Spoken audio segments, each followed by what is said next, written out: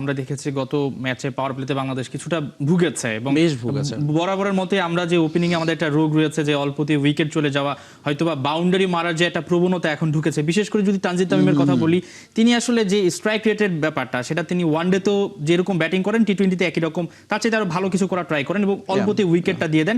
এবং আমরা দেখি যেটা আপনি বলছিলেন যে জোর করে বাউন্ডারি হাঁকানোর যে প্রবণতাটা, মানে আমাদের মূল রোগটা কি? আমরা কি পাওয়ার প্লেতে বেশি রান তুলতে চাই নাকি বাউন্ডারি হাঁকানোটাই আমাদের এরকম দুর্যোগের কারণ? রোগটা হচ্ছে ডেফিনেটলি মাইন্ডসেট আমাদের। আমরা আসলে মানসিকভাবে যে জায়গাটায় কাজ করা দরকার, যে এই ওভারে আমি যদি এই বলটাকে টার্গেটও করি, আমি যে ধরুন একটা বাউন্ডারি বা ওভার বাউন্ডারি মারার পরে যে আমি সিঙ্গলস ডাবলস নিয়ে স্ট্রাইক রোটেট করব, সেই মাইন্ডসেটটা ক্লিয়ার থাকা খুব জরুরি, যেটা আমরা পরের দিকে দেখেছি হৃদয় কিংবা ইমন বা পাটোয়ারি।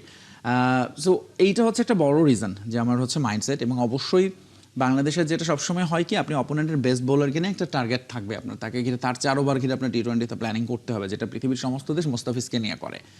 আমরা সাধারণত যেটা করি, ভুল প্ল্যান করি। আমার কাছে যেটা মনে হয় কিরকম, অপোনেন্টের বেস্ট বোলারটাকে আমরা অ্যাটাক করতে যাই।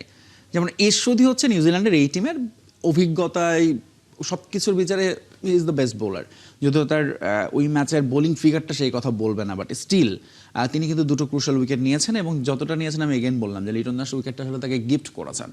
ফলে ওই জায়গাটা আমি আসলে কোন বোলারের বিপক্ষে কিভাবে খেলবো এবং একটা ওভার বাউন্ডারি হলে আমাকে আবার অ্যাটাক করতে যাবো কিনা, ম্যাচের সিচুয়েশন কি বলে, এইগুলো আসলে একজন ব্যাটসম্যানের খুব ক্লিয়ার মাইন্ড থাকা জরুরি। সেই জায়গাটাই মনে হয় আমাদের ঘাটতি আছে।